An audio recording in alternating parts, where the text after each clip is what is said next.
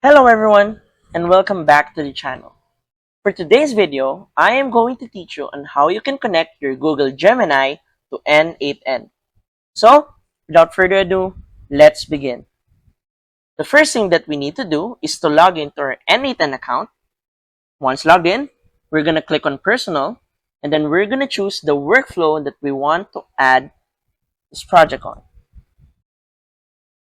Then, we're going to click on Add First Step and we're going to search in the search nodes Google Gemini.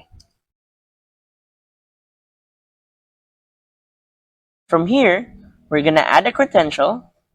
By doing that, click on Create New Credential. We are going to get the API key from our Google Gemini account. We're going to paste it here, and then we're going to click on Save. And that's it. So, if you find this video helpful, please don't forget to click like, share, and subscribe to the channel for more helpful video tutorials. See you in the next video. Bye!